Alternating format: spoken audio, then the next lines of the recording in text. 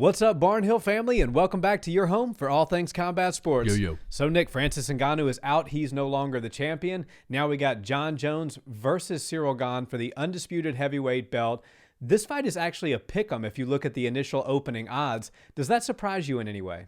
A little bit, but not really. You know, Jon Jones hasn't fought in so long, and I think that as the time goes on, there's new fans. You know, MMA is the fastest growing sport in the world, so people sort of forget the path to greatness that Jon Jones has been on. But he hasn't fought in so long, and Ciryl has been more active. Ciryl has more fights at heavyweight, so I can see where this is a little bit closer in the odds makers' eyes, but for me, this does seem like a bit of a good thing to bet on if you're a Jon Jones fan and you believe Jon Jones is going to come back and do the exact same thing he's always done. No doubt about it. Jon Jones has proven greatness over multiple decades, and I think he was 21 years old when he became the champion. Ciryl Gane is an extremely tough opponent. Ciryl Gane is the perfect size for heavyweight. He sits right in between that 245 and that 250 mark. He's very good on the feet. He's got extremely high-level kickboxing skill. He's surprisingly good on the ground. He threatens things like heel hooks and leg entanglements.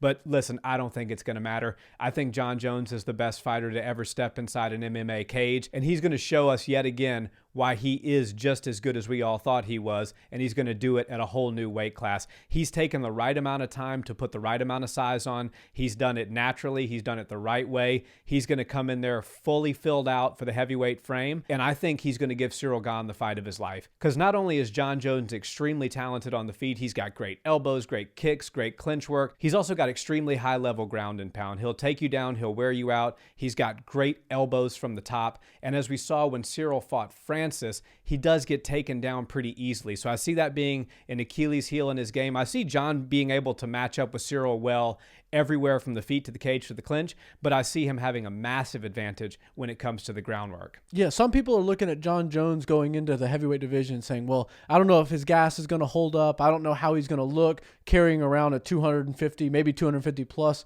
frame body. This is one thing you have to remember about Jon Jones. He likes to take the fight wherever the person is best at. You know, whoever he's fighting, if it's DC, he's going to wrestle him down.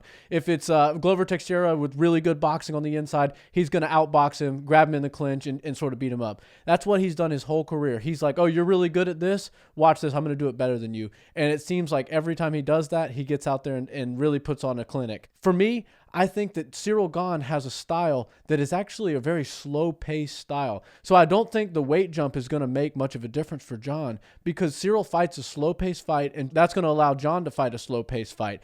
And I think that Jon Jones is going to love to stand there and try to point strike with Ciryl Gane because nobody's better at point striking than Jon Jones. And Ciryl Gane's very good at it. He's got some very crafty Muay Thai strikes and kicks and stuff like that. But Jon Jones does it all very well, better than anyone pretty much. And if he needs to take the fight to the ground, which I don't think is going to be necessary, he'll be able to do it. If Francis Ngannou was able to dominate Ciryl on the ground, just imagine what Jon Jones is going to be able to do. I mean, the guy's wrestling pedigree speaks for itself.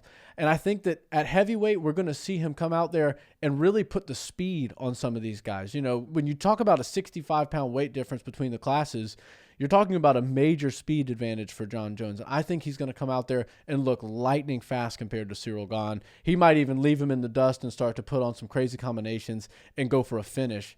I'm sort of leaning at this point, you know, I'm not going to make a full prediction right now. We're so far away. I'm sort of leaning towards him just systematically tearing through Ciryl and going to a decision, getting all like 5 or 4 rounds in favor of Jon Jones. But if not, if there's a finish, it's for sure going to go to Jon Jones because Ciryl has shown us that he can finish people, but it usually comes from an impressive flurry that winds up in a barrage of punches, either on a ground and pound situation or up against the cage.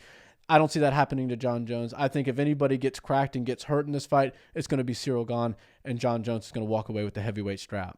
Yeah, and I'm kind of leaning in the same direction, except I do see more ground and pound happening in this fight than you may be calling for. I think you're going to see Jon kind of stand with Ciryl the first couple of rounds, and you're going to see some back and forth exchanges. Cyryl's going to land a few, Jon's going to land a few. Jon's probably going to get the better of those exchanges, but Jon's really good at adapting on the fly and figuring out what he needs to do to win a fight and to win rounds, and I think he's going to see that clear advantage come round 3, 4, and 5, and he's just going to take him down, kind of break him down, work the elbows from the top, work the strikes from the top.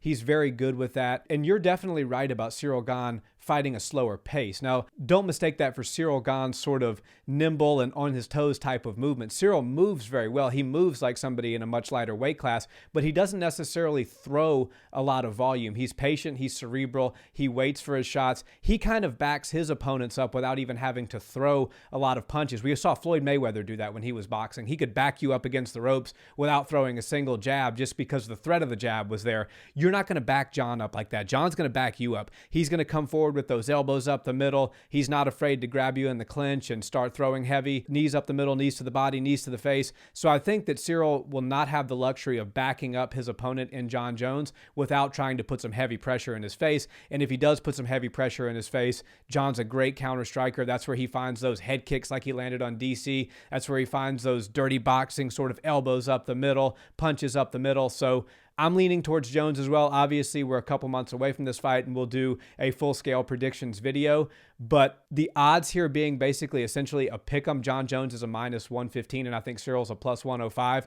If you're a Jon believer like I am, I'd be willing to put some money on this fight. Yeah, this is a perfect fight for the title as well. You know, with Francis Ngannou officially out of the UFC, these do feel like the two best heavyweights in the world. And I think Ciryl Gane, you know, proved to us that he's right there with the best in the world, even though he doesn't have the extensive MMA record that some of these guys do have. You know, Jon Jones has a ton of experience, and I think that experience is going to play a major role in this fight. And I do see him sort of pushing past where Ciryl Gane has ever gone in a fight and making him second guess what he's doing, making him start to expose himself with different things by, you know, maybe extending too far or opening him up with some crazy elbows up against the cage, and just using that veteran touch that some of these guys with all these fights in the UFC have.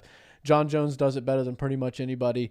Ciryl Gane's for sure one of the best heavyweights in the world, and I think that Jon Jones stepping into a title fight for his first fight at heavyweight just seems right. You know, it would have been cool to see him go in there as a contender because we haven't seen Jon the Contender in many, many years. Because he was, what, a teenager? Yeah. Right, exactly. So I think this is a fitting place for Jon to step into the heavyweight division, you know, ushering Francis out and bringing in a brand new title for one of them to take just seems fitting for me. Very well said. Thanks for watching this video, guys. We're your hub for all things combat sports. If that's your jam, we appreciate a subscribe and a like on the video, and drop us a comment down below. We'll see you next time. Peace.